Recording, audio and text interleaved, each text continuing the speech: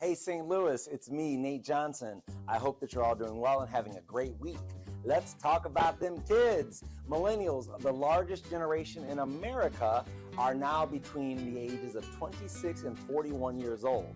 Not kids anymore, I guess, especially considering the typical home buyer, first-time home buyer up to this year was 33 years old.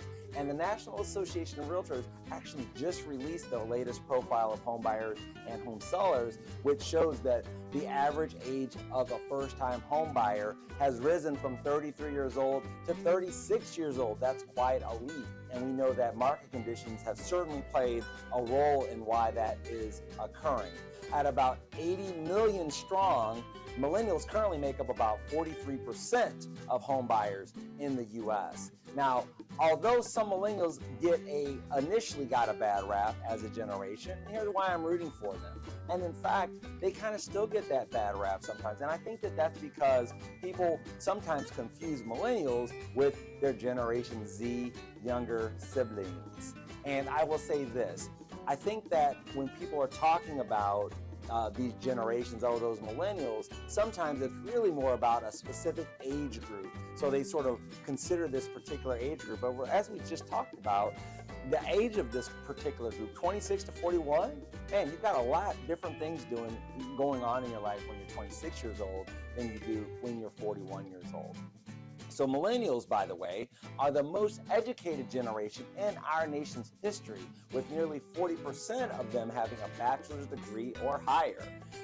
First American's chief economist said, millennials' pursuit of higher education is good news for the housing market because education is the key to unlock both greater earning power and home ownership.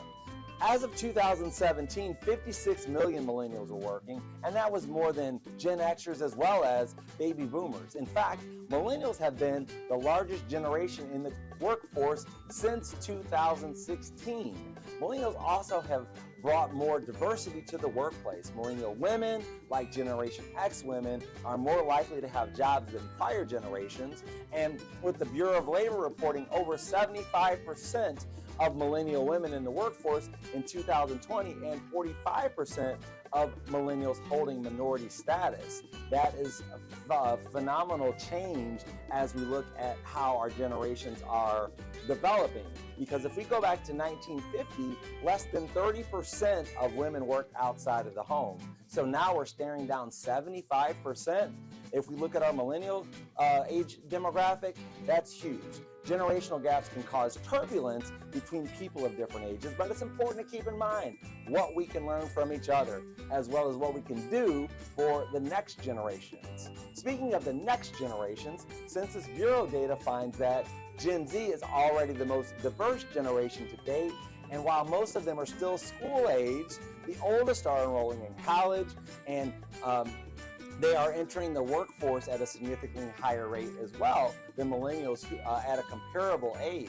So we'll kind of see how that shakes out. Remember, the oldest members of this generational cohort are going to be about 25, 26 years old.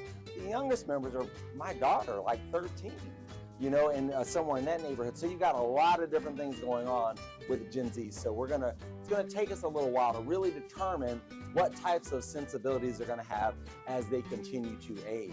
Now, in comparison to millennials, what we know is that millennials are the first generation to ever see a decline in housing values because they were coming of age during the Great Recession of 2008. So they saw their parents, their older siblings, lose value in home ownership through foreclosure, through short sales, maybe becoming accidental landlords. Some of these things occurred with millennials as they were coming of age. So as a result, they're a little more apprehensive to invest in home ownership. That's why that average age was pushed up to 33, let alone 36 as it is currently.